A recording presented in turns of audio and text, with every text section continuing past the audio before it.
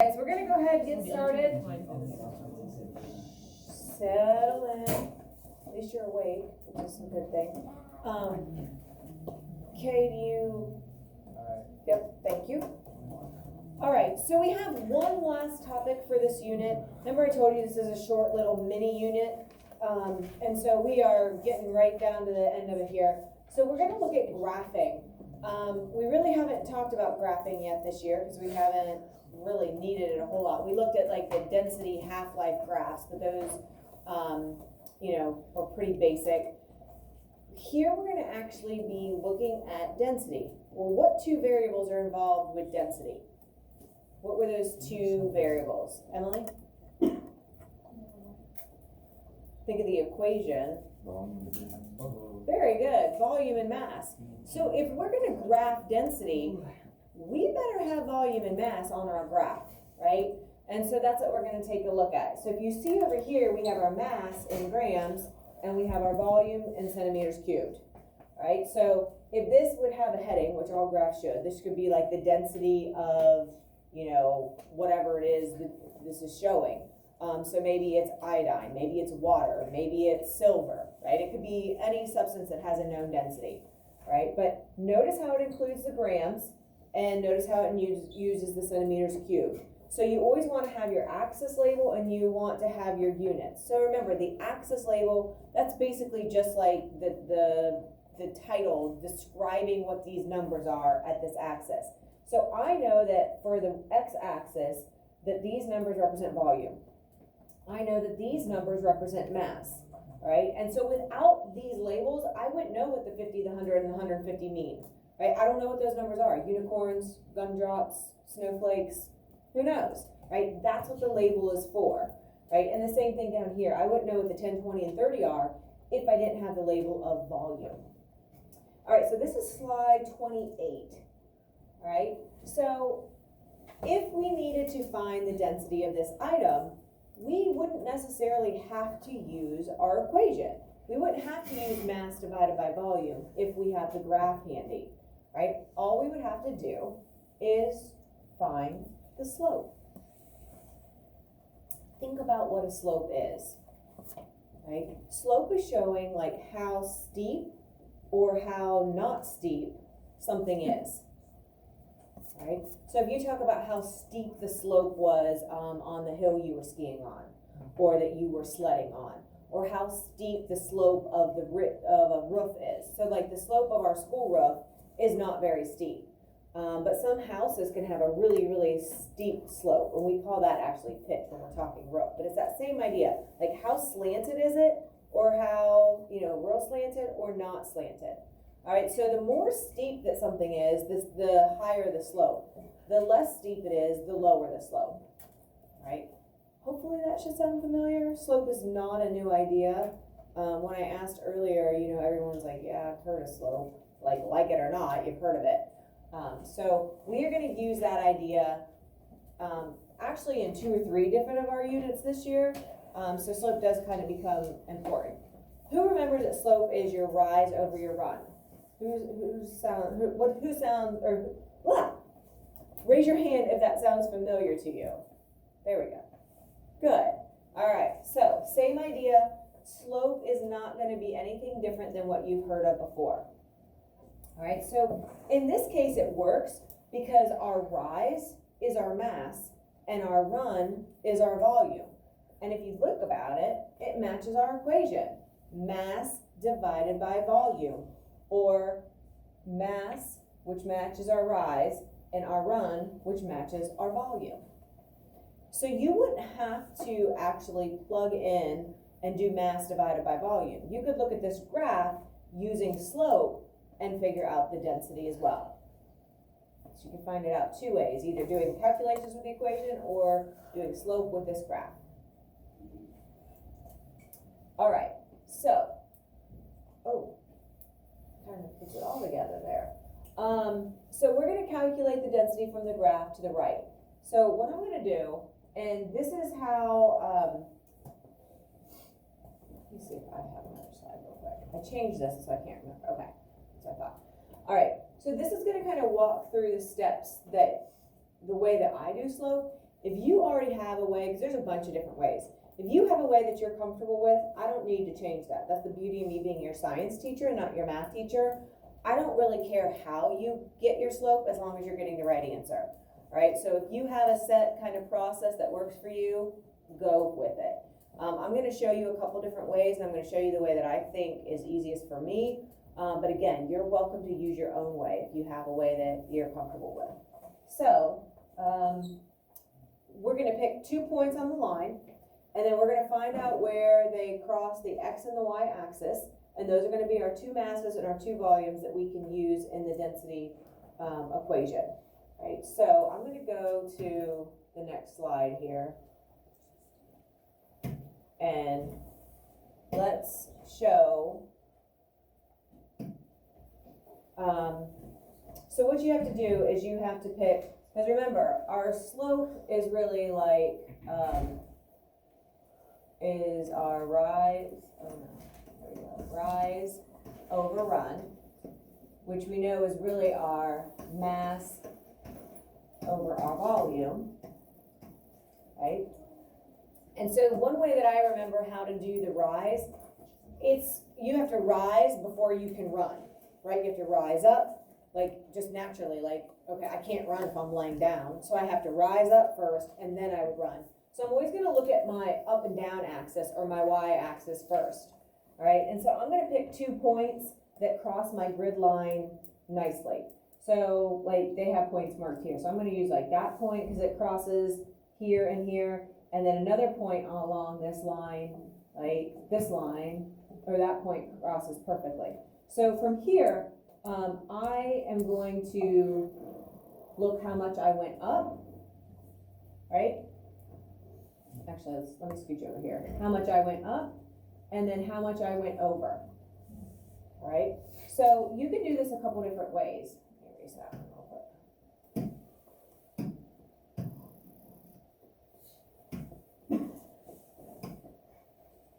So I can look at, we can look at it like this, where it's our change in y, first point minus our change in our second point, or our change in our x minus our change from our first point to our second point. So if I'm looking at this, I can look at my first, my first y point is going to be 100. And my second point is my 50. And then if I look where that crosses, that crossed me here and here. If I look at my x-axis, right, my first point matches my 20, and my second point crosses at my 10. All right, so basically you're just getting the coordinates in a way. I think that's a little bit harder to do it this way, but it works. If I do this math, right, then I get 50 divided by 10, and so my slope is actually 5.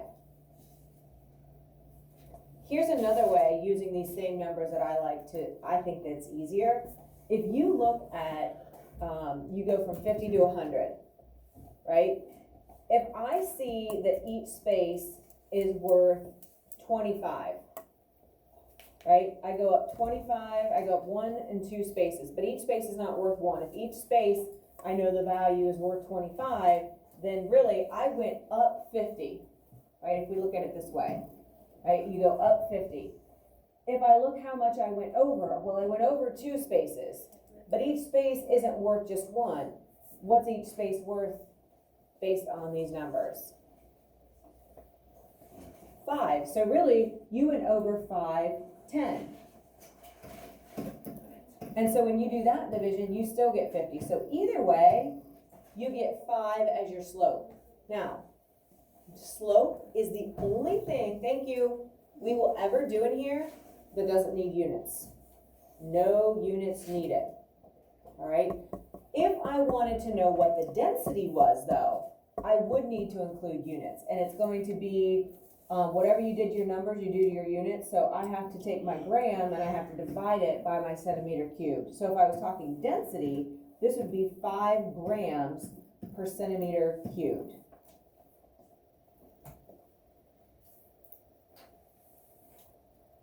So if you have a straight line, anywhere along that line should have the exact same slope, because it's the same angle, right? So if I picked two different points, it should still work out and it should still be fine. Okay, I think picking the two coordinates sometimes is a little bit more confusing. I really like to see, okay, how much am I changing going up and how much am I changing going over? And I just like to count the spaces and make sure I'm counting what each space is worth. But again, however you feel comfortable, that is totally up to you. Let's do it, well, yeah, we'll do some other examples, so it'll be okay. All right, let's take a look at this. All right, so we have line A, B, C, and D. Each of those match a certain material and the density that they represent. So again, I'm going to look at my mass in grams and my volume in centimeters cubed. All right, so which one of these do you think is going to have the greatest density? Without doing any calculations, just looking at this graph, what do you think makes sense, Cade? A. Why? Because it has the steepest slope. Okay, if it's the steepest slope and this is a density graph, then it's also going to represent the greatest density. Because if you have a steep slope, then that means you have a high density, right? So that's all it is. Line A, and it's because it's the steepest slope. So you have a few little blanks to fill in there. And then which material would have the lowest density? Kind of using that same logic, what do you think? What do you think, Dylan? Yeah, didn't I get like these notes or did I not get the notes? You should have had them, yes. Yep. So which one is going to be the least dense? So the one that is probably going to be floating. Why do you think D? Because it has the lowest slope. Perfect, that's fantastic. Lowest slope? Okay. So hopefully you're starting to see a pattern. The steeper the slope, the greater the density, and vice versa. So sometimes it's nice because you might not even have to calculate the slope. Just look at it. How's it compare? Okay. And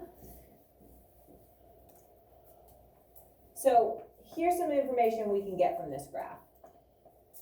The density, obviously because this is mass and this is volume. We can determine which is the most dense. So by color, which one is going to be the most dense? Stewie, what do you think? Good. Because it's going to be the steepest. And then, Anthony, what's going to be the least dense? Blue. Good. And I know you guys don't have colors on your line, so if you want to put top or bottom line, like,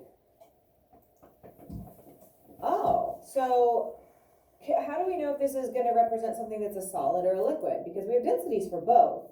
How do you know, Cole? It's going to be solid because it's centimeters. Good, the centimeter cube. If this was the milliliter, then we would know we are dealing with a liquid. All of these have been for a solid, but remember, we do have volumes for a liquid sometimes, and that would be the milliliter. All right, remember, grams don't have anything to do with our solid versus liquid. That's all volume's job.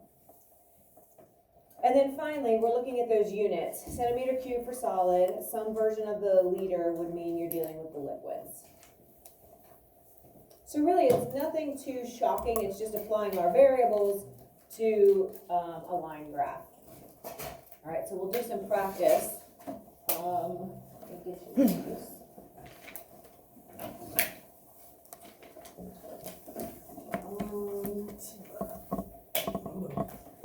Yeah, let's look at the, I'm going to give you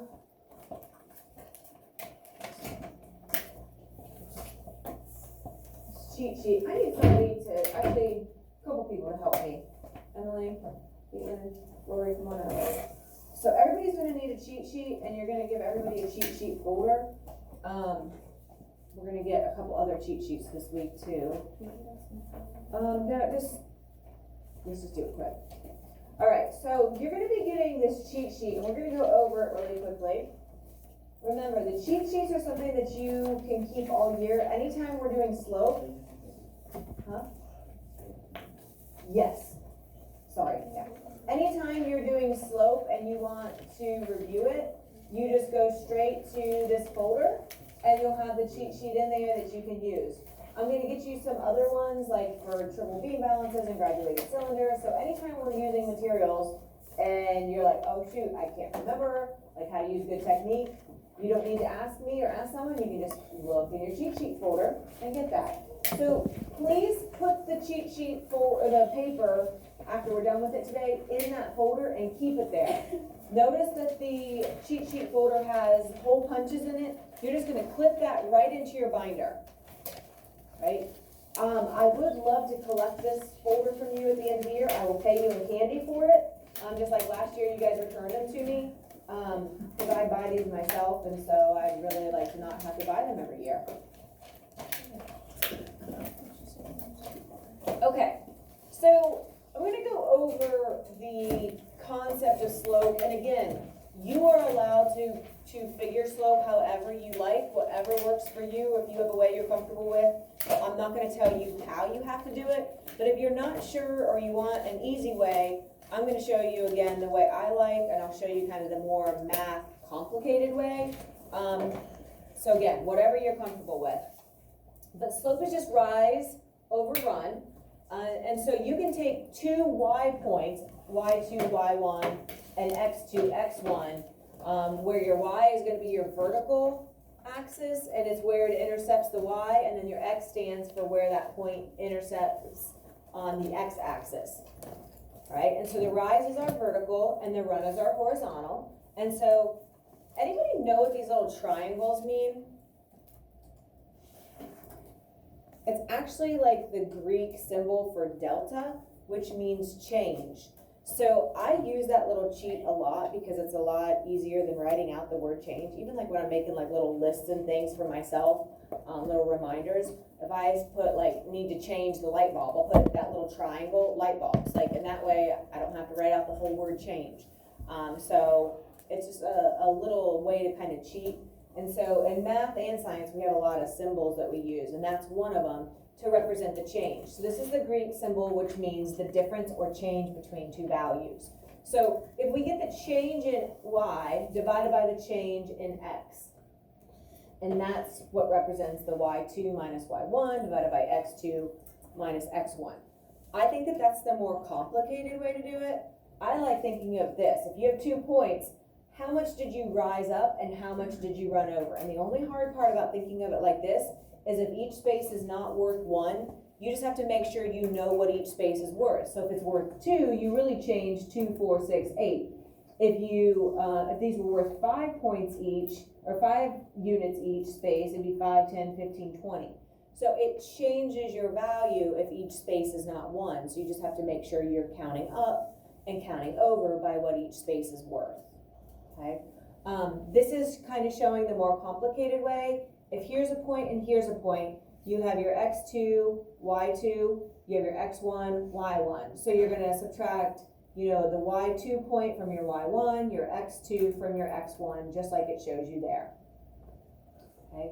Again, I think it's easier just to be like, okay, going from here, go straight up to your next point, and from here, go over to, from this point to that point. I think that's easiest, but again, you can do whatever you're comfortable or used to. So you choose 2 points on your line, and again, preferably ones that are on the grid line to make them easier to work with. You could pick ones that are like in the middle, like you could pick like right here, but you don't really know exactly what that's representing, so that gets a little bit messier. So when we say points that cross the grid line, it's like crossing exactly on this line and exactly on this line. So you're right in that intersection, and you're not kind of like in no man's land in the middle of that square, so you don't know exactly what value it is. All right, so once you identify where those 2 points cross your y, you subtract them, and then where the 2 points cross your x, you subtract them, and those will be the numbers that you end up dividing, right? So you can find the change between the 2 points, which is kind of like what I said. Like if you find your change, you go from -3 to -1, each space was worth 1, so you went up a change of 2, and here you went over a change of 3, because each space is worth 1. And so you can take your change in your rise, which is 2, over your change in your run, which was 3, and you would do that to get your slope. Or, and again, if you want to put a star, this is the way that I do it, and I'm going to use that as mostly what we do in our examples. So find out what each space is worth, have your 2 points on the line, and then count up by what each space is worth. That's your y, and then count out what each space is worth here. It looks like it's still 1, so it's, you count over 8. And so you rose up 5 and you ran 8. So it's going to be 5 over 8. And you can see that over there. So obviously there's lots of ways. Don't care which way you use, as long as you can find the slope. That's all I really care about. And then one final thing, slope does not need units. Again, it's the only thing that we're going to deal with all year that if you don't have units, that is correct. All right, now, if we were using that slope to determine density, if I say, what's the slope, and you tell me 5, that's fine. But if I say, what's the density, well, density does have units, so you have to be careful that you would say the gram per milliliter, or the gram per centimeter cubed, or whatever it will be. Okay? All right, so let's take a look, and if you want to keep that paper out, you can. All right, so take one of these and pass it down, and I'll get the extras at the end. All right, so we're gonna look at some practice here.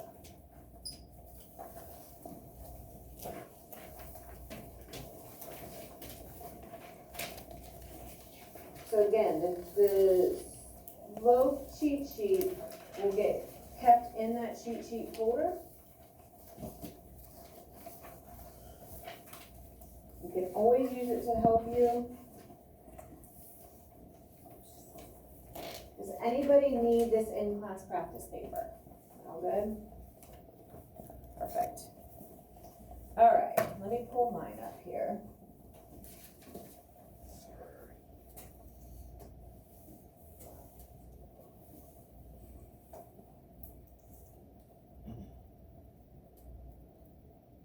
Okay. All right, so this has a nice title. It says graphing density, mass versus volume graph. So this is just saying, hey, rise is run, rise over run, where our run is our mass and our run is our volume. That matches the density equation. That's why these graphs match with density, because the equation matches and the variables match. So let's look at line A, and it wants us to calculate. So somebody give me,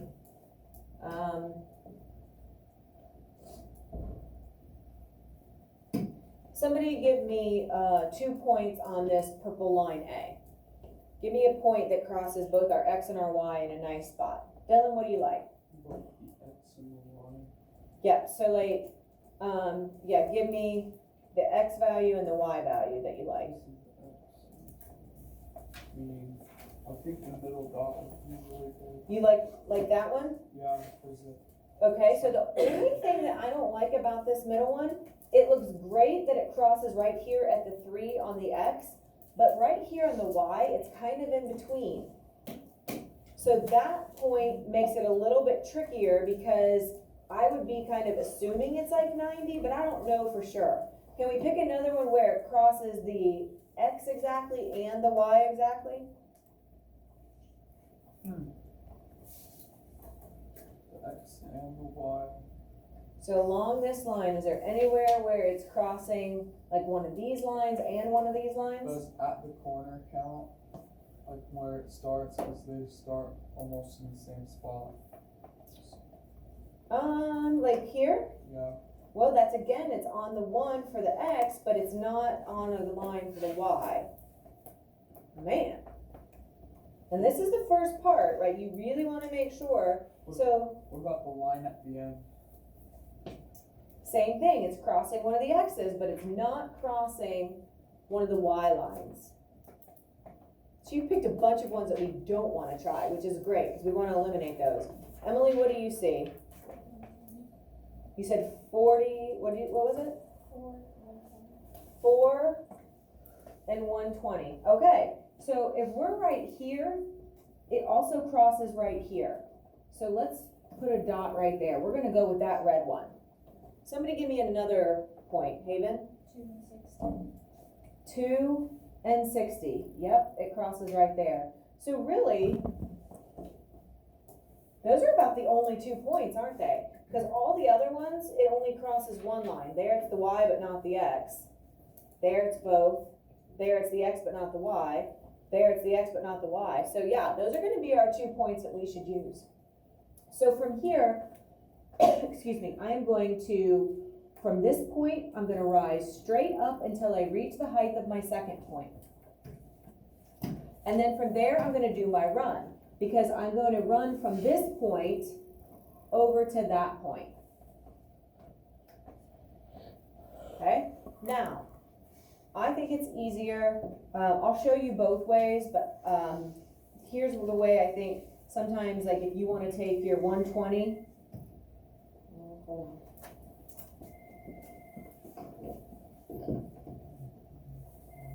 Hello?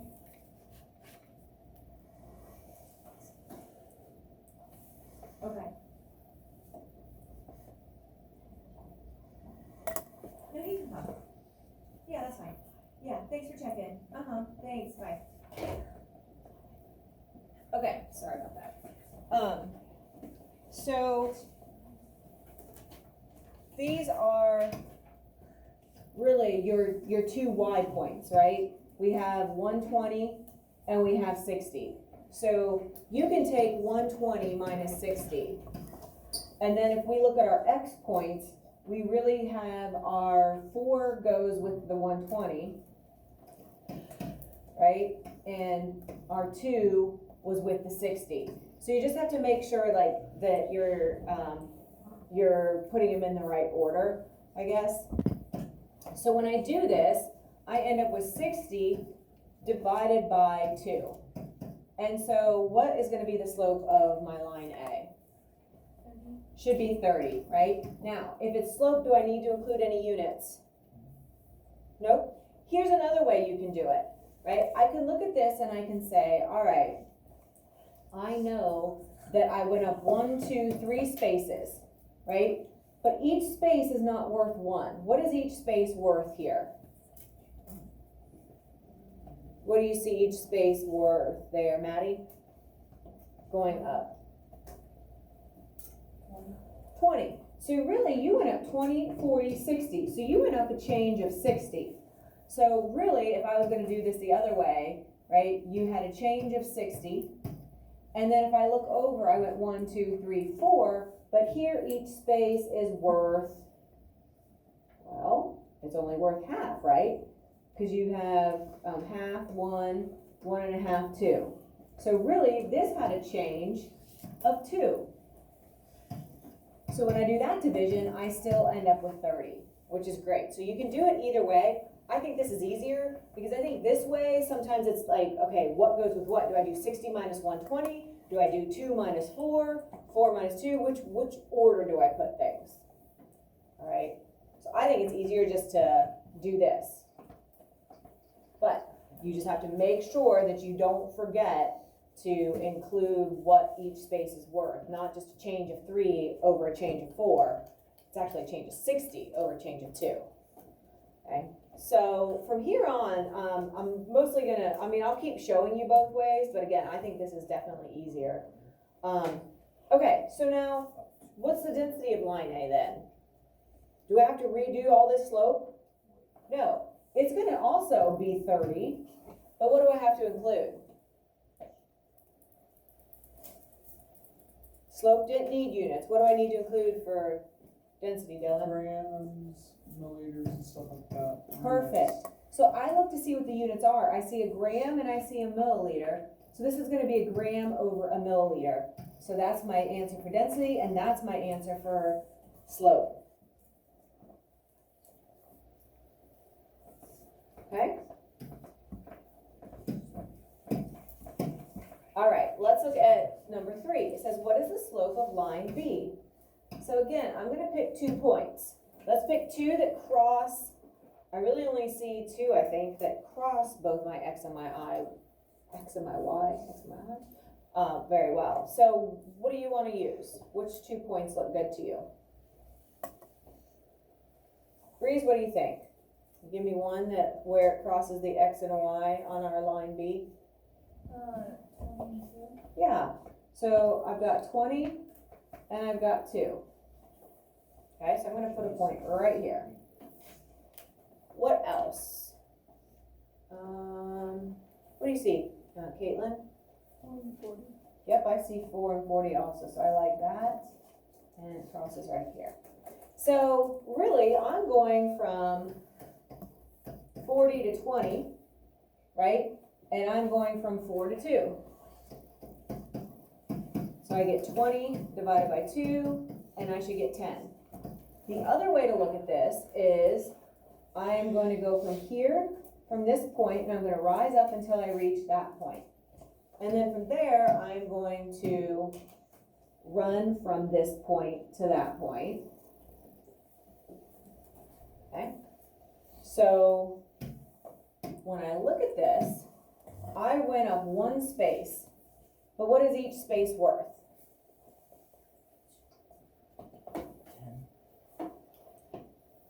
20. Yeah, I like 20, right? You go from 20 up to 40. So really, you had a change of 20, right? And then from here, I went 1, 2, 3, 4 spaces, but each space is not worth 1. It is still worth the 0.5, because this is the same graph as we had for this line. So half, 1, 1.5, 2. This had a change of 2, and it still gives us 10, so our slope is 10.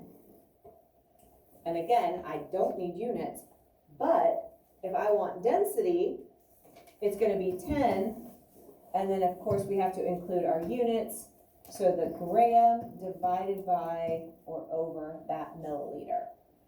So once you find the slope, you have the density too. You just have to make sure you include the units. So is this dealing with a liquid or a solid? How do you know?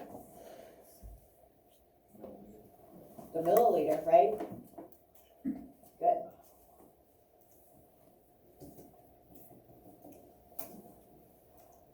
All right, let's take a look. All right, so number 5, which shows a substance that is the most dense? A or B? Why? Because that's higher. Yeah, it's steeper, right? It's steeper. All right, and then which is the, oh, yeah, and that was the answer. So A was the most dense, and we know it was the most dense because it was steeper. Okay? All right.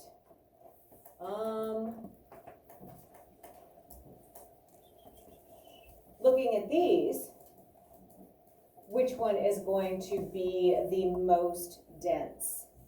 What do you think, Michaela? E. Yeah, E and Y. It's So steepest. Good. Let's go ahead and we'll pick up with 7 and 8 tomorrow. Yeah, we'll pick up with those tomorrow.